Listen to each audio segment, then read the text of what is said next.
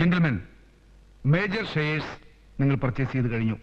Vishwalakshmi Thampuratti, Parvathi Menon, Ravivarma, Ramavarma, Sudarshana and her brother, ഇത്രയും പേരുടെ കയ്യിലാണ് ബാക്കിയുള്ള ഷെയർസ്. ഈ നീക്കങ്ങളൊന്നും ഇതുവരെ ഇപ്പോഴത്തെ എം ഡി രാമവർമ്മ അറിഞ്ഞിട്ടില്ല. രാമവർമ്മയെ എം ഡി സ്ഥാനത്ത് നിന്ന് മാറ്റി എന്നെ നിയമിക്കണമെന്ന ആവശ്യം ഒപ്പിട്ട് നാളെ തന്നെ എന്നെ ഏൽപ്പിക്കണം. ദാറ്റ് മീൻസ് നാളെ മുതൽ മലയാള ശബ്ദത്തിന്റെ എം ഡി ഞാനായിരിക്കും. അല്ല, ഇന്നു മുതൽ ഞാനാണ് മലയാള ശബ്ദത്തിന്റെ എം ഡി. എനിക്കടാ പാസ്റ്റ്. മേജർ ഷെയർസ് മുഴുവൻ എന്റെ പേരിലായി കഴിഞ്ഞു. ഈ ഇരിക്കുന്ന ബോംബെയിലെ മൾട്ടിനാഷണൽ കമ്പനി, ഇത് മുഴുവൻ എന്റെ ആൾക്കാരാണ്. ഇത് ഞാൻ നിനക്ക് വിരിച്ച വലയാണ്. നീ എന്റെ ചേട്ടൻ രാമവർമ്മയെ ബാധിച്ചിരിക്കുന്ന ക്യാൻസറാണ്. ഇനി അത് പടരാൻ ഞാൻ സമ്മതിക്കില്ല. കത്തിച്ചു കളയുന്ന ഞാൻ. Get out. പരിതേ. Thank you all. Thank U.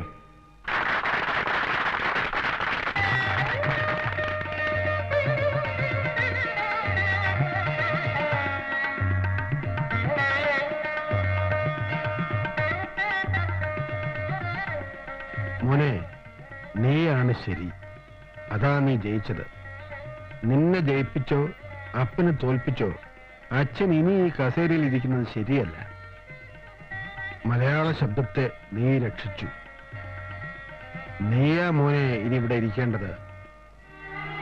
അച്ഛനുണ്ട് കൂടെ. I am proud of you. I am really proud of U.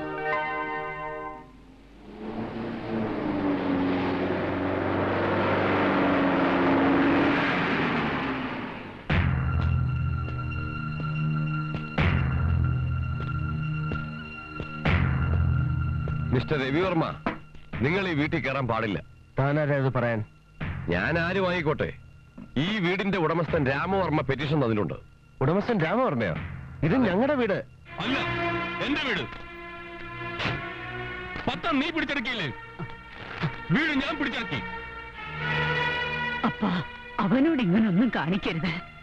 ഈ മുറ്റത്ത് ഞാൻ കേട്ടില്ല തണ്ടിയെ. താഴെങ്കിലേ അവിടെ പോയി കണ്ടോണം.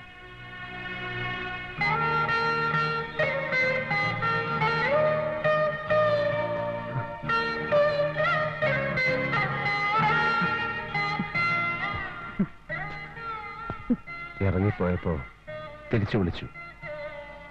തിരിച്ചു വന്നപ്പോ കയറി വാ എന്ന് പറയാൻ പറ്റുന്നില്ല അല്ലേ മുത്തശ്ശി?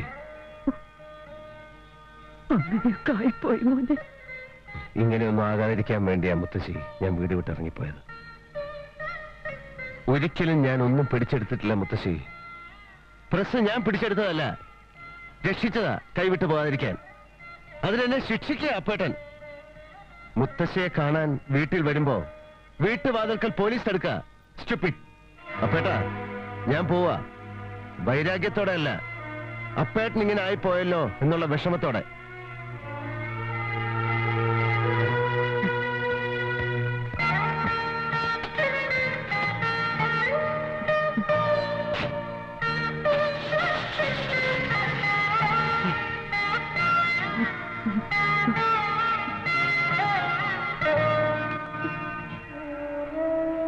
ഇത്രത്തോളം സെൽഫിഷ് ആകരുത് മോളെ നീ. എനിക്കിനി നീ മാത്രമേ ഉള്ളൂ. എത്രയെന്ന് വെച്ചാൽ ഞാൻ നിന്നോട് പറയാ. അങ്ങനെയൊന്നും എന്നോട് സംസാരിക്കരുത്.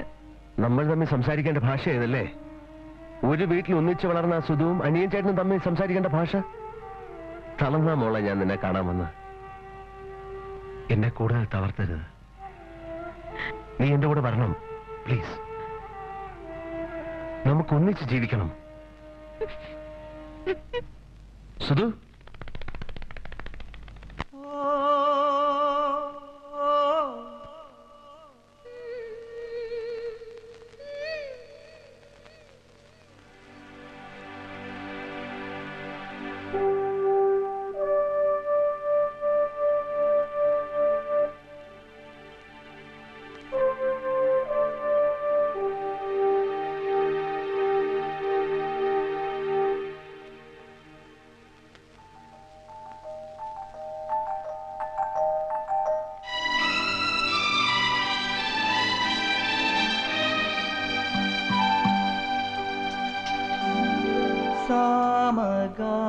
സാമഗാനസാരമേ ഇടറി വീണുറങ്ങിയോ സാക്ഷിയായി നിൽക്കുമെൻ ഹൃദയമീണവിങ്ങിയോ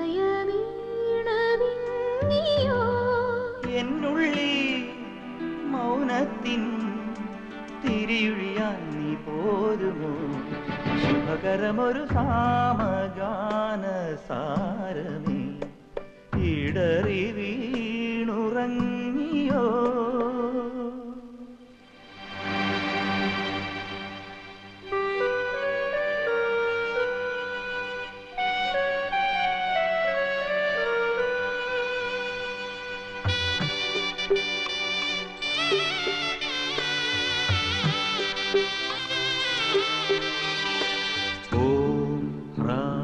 अंगुष्टाभ्यां नमः ॐ ह्रां अंगुष्टाभ्यां नमः ॐ ह्रीं तर्जन्यीभ्यां नमः ॐ ह्रीं तर्जन्यीभ्यां नमः ആളുമ്പോൾ പൊള്ളുന്ന ദിവ്യാഗ്നിയാവാം ഞാൻ നിന്നോമൽ ചുണ്ടാലൊന്നൂതുമെങ്കിൽ കണ്ണിൽ കൊളുത്തുന്ന കാണാവിളക്കോടെ നിന്നെ ഞാൻ തേടുന്നുണ്ടൊഴുക്കിനാവിൽ ഏതോ ജനിമൃതിയുടെ ശാപത്തിൻ പെരികനലായി കത്തുമ്പോൾ സാഫല്യം സാഫല്യം സൗമ്യോദയം സാമഗാനസാരമേ ഇടറി വീണുറങ്ങിയോ സാക്ഷിയായി നീക്കുമൻ ഹൃദയ വീണ വിങ്ങിയോ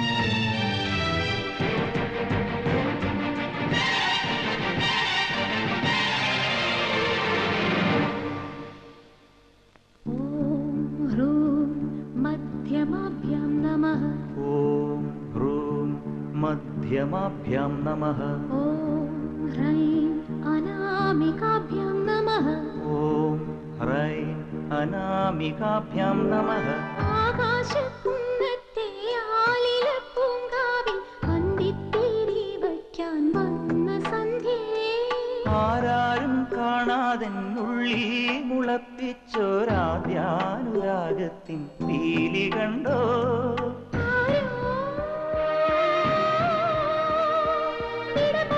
തീരത്തൊരു കിളിമൊഴിയിൽ കേൾക്കുന്നു സന്താപം കൈമാറും സംഗീതനം സാമഗാനസാരമേ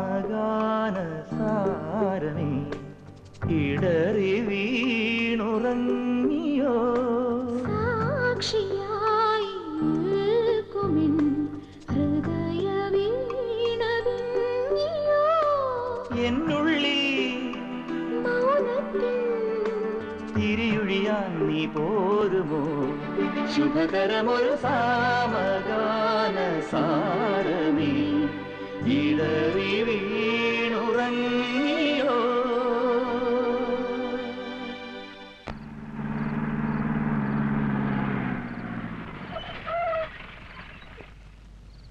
തമ്പുരാട്ടിയും കൊണ്ട് വന്നതാ അനിയൻ കുഞ്ഞെ മുത്തശ്ശി മോനെ മുത്തശ്ശിക്കൊന്ന് ഉറങ്ങണം എവിടെയാ കിടക്ക വരൂ മുത്തശ്ശി അവിടെ ഫ്ലാറ്റ് കെട്ടാൻ പോവാത്രേ വീടൊക്കെ ഇടിച്ചു കളഞ്ഞിട്ടേ ആരൊക്കെയോ വരണോ അളക്കമൊക്കെ ചെയ്യണുണ്ടേ അപ്പനും അവിടെ ഇല്ല എവിടെ പോയെന്ന് ഈ കുട്ടിക്കൊട്ട് അറിയില്ല മുത്തശ്ശി വരൂ വയ്യാണ്ടായിരിക്കുന്നു എന്റെ കുട്ടിയെ മുത്തശ്ശി ഇരിക്കൂ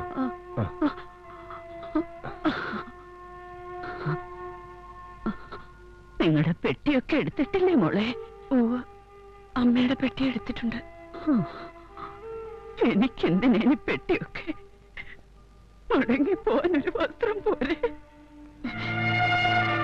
വയ്യാണ്ടായിരിക്കണം കുട്ടിയെ വയ്യാണ്ടായിരിക്കണം വീട് പൊളിച്ചു കളഞ്ഞിട്ട് ഫ്ലാറ്റ് കിട്ടാൻ പോവാത്രേ.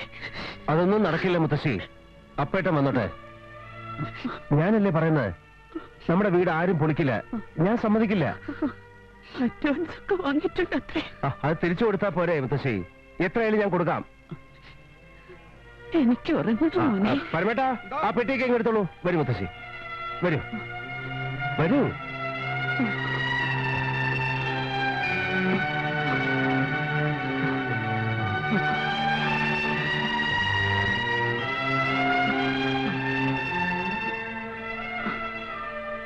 മേനോനെ നീ വിവരം അറിയിക്കണം.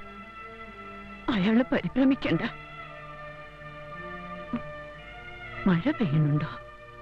ഇല്ല മുത്തശ്ശി. എനിക്കെങ്ങനെ തോന്നി. നീ അവളെ കാണാറുണ്ടോ? ആരെ? നമ്മുടെ സുധാനെ. മുത്തശ്ശിയോട് പിണങ്ങി ആശ്രമത്തിൽ പോയി കഴിയുമല്ലേ? വയ്യാണ്ടായിരിക്കണം കുട്ടിയെ, വയ്യാണ്ടായിരിക്കണം. എനിക്ക് അവളെ ഒന്ന് കാണാതെ മോനെ. മുത്തശ്ശി, ഞാൻ കൊണ്ടുപോവാം, ഞാൻ കൊണ്ടുപോവാം. എല്ലാരും ഒന്നിച്ചൊന്ന് കാണാൻ കഴിഞ്ഞിരുന്നെങ്കിൽ യാത്ര പറയാൻ. അങ്ങനെ ഒന്നും പറയാൻ പാടില്ല മുത്തശ്ശി. കിടക്കൂ, കിടക്കൂ.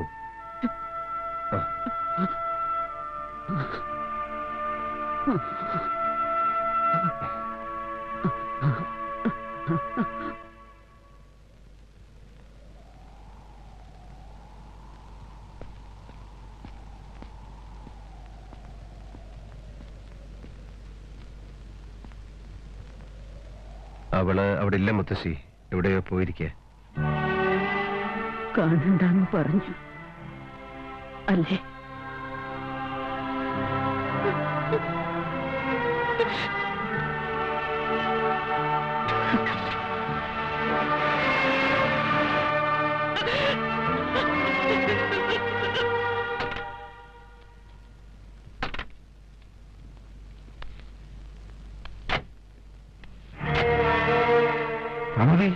അമ്മയുടെ അമ്മയ്ക്കായി തോടുന്ന ജ്ഞാനപീഠ അവാർഡ്.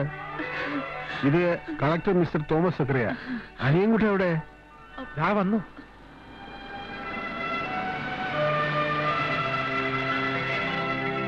അണ്ണാ, മുത്തശ്ശിക്കാണ് ഇത്തവണത്തെ ജ്ഞാനപീഠ അവാർഡ്. ആണോ? അച്ഛാ, അതേ മോനെ. മുത്തശ്ശി.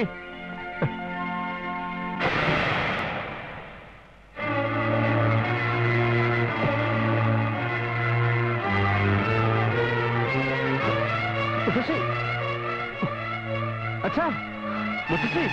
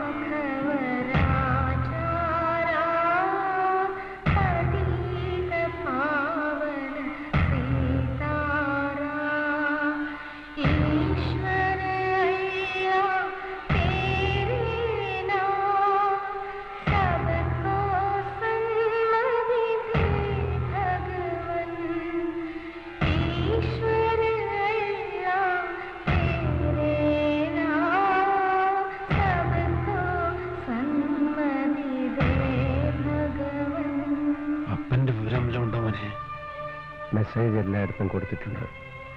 അപ്പേട്ടന് എന്തോ പറ്റിയിട്ടുണ്ട് അച്ഛാ. അണ്ണാ, ഒരു മിനിറ്റ്, ഒരു അത്യാവശ്യം. ചിത ഒരുക്കാൻ പോയവരെല്ലാം തടഞ്ഞു വെച്ചിരിക്കുക. തടഞ്ഞു വെച്ചിരിക്കുന്ന ആരെ?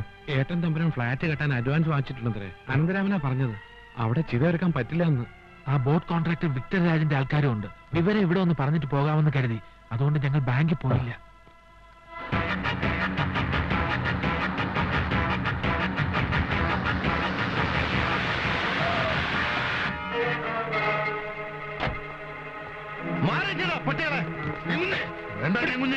വഴക്കിനൊന്നും പോകണ്ട, എല്ലാം പോലീസ് ഒന്ന് തീരുമാനിക്കട്ടെ. അത് മതി അനിയൻ കുഞ്ഞ്, അത് മതി. അതെ, പോലീസ് വരട്ടെ. മഹാരാഷ്ട്ര ബിൽഡേഴ്സിൽ നിന്നും 10 ലക്ഷം രൂപ അഡ്വാൻസ് വാങ്ങി ഫ്ലാറ്റ് കെട്ടാൻ സമ്മതിച്ച് തന്റെ ജ്യേഷ്ഠൻ രാമവർമ്മ ഒപ്പിട്ട് തന്ന എഗ്രിമെന്റ് ആണിത്. തന്റെ മുത്തച്ഛിയുടെ ശവം കത്തിച്ച് കളയാനുള്ള പ്രോപ്പർട്ടി അല്ലത്. ഇവിടെ ഫ്ലാറ്റാണ് ഞങ്ങൾക്ക് പണിയേണ്ടത്. ചത്തുപോയ കിളവിക്ക് സ്മാരകമല്ല. എന്ത് പറഞ്ഞടാ?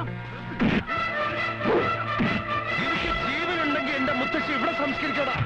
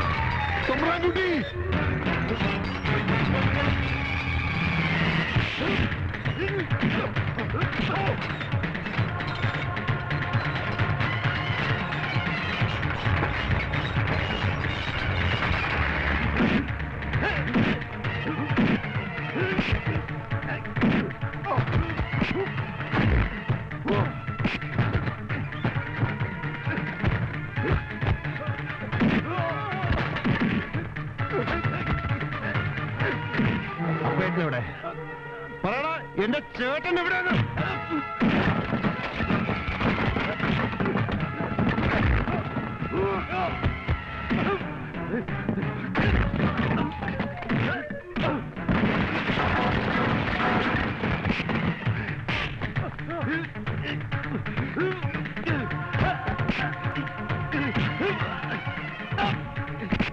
പറയടാ, എന്റെ അപ്പേട്ടനെവിടെ? പറയാൻ പറ്റില്ലേ?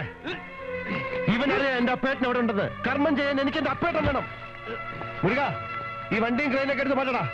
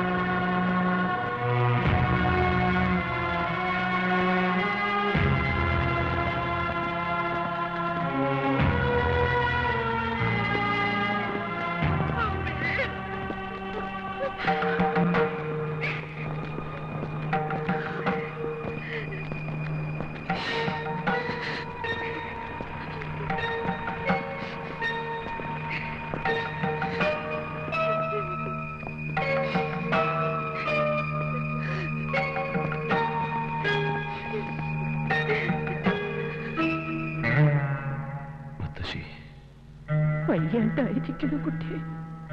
വീട് പൊളിച്ച് കളഞ്ഞിട്ട് ഫ്ലാറ്റ് കെട്ടാൻ പോവത്രേ.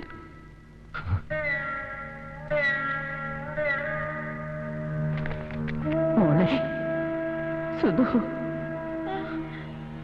മോളെ സുധു, മോളെ മോളെ.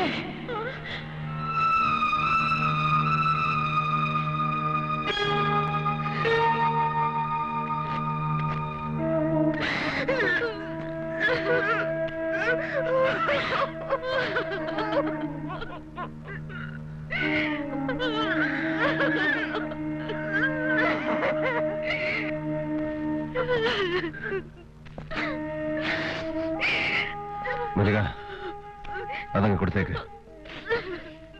10 ലക്ഷം രൂപയല്ലേ അപ്പേട്ടന് അഡ്വാൻസ് വാങ്ങിച്ചത്? 20 ലക്ഷം തിരിച്ചു കൊടുത്തേക്ക്.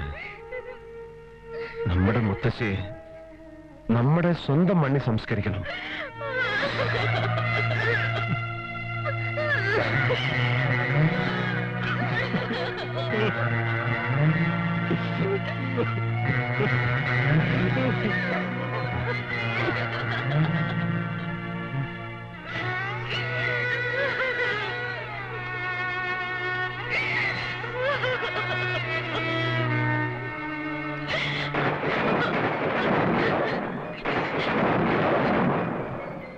മഴ പെയ്യുന്നുണ്ടോ മോനെ? എനിക്കെങ്ങനെ തോന്നി? നീ അവളെ കാണാറുണ്ടോ?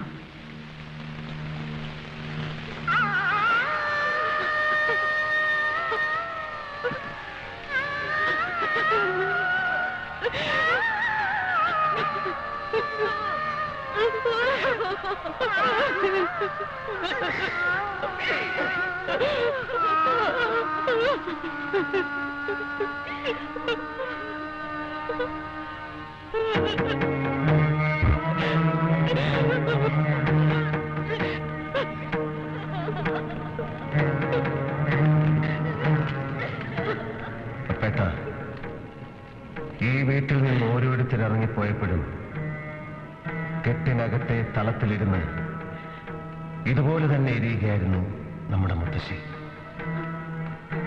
യാത്ര പറയാൻ പോലും നമുക്കൊന്നിച്ച് നിന്നു കൊടുക്കാൻ കഴിഞ്ഞില്ലല്ലോ അപ്പേട്ട. എഴുത്തുപുരയിലെ അനിയൻകുട്ടൻ ആൽക്കഹോൾ രാജാവായത്, കാശുണ്ടാക്കിയത്, പത്രം പിടിച്ചെടുത്തത് എനിക്ക് ജയിക്കാനല്ല, നമ്മുടെ മുത്തശ്ശിയെ ജയിപ്പിക്കാനാ. എരിഞ്ഞുകൊണ്ടിരിക്കുന്ന നമ്മുടെ മുത്തശ്ശിയുടെ ശരീരം സാക്ഷി നിർത്തി ഞാൻ പറയാ, എഴുത്തുപുര വീട്ടിലെ ആരും ഈ വീട് വിട്ടിറങ്ങിപ്പോവാൻ പാടില്ല. ഞാൻ സമ്മതിക്കില്ല.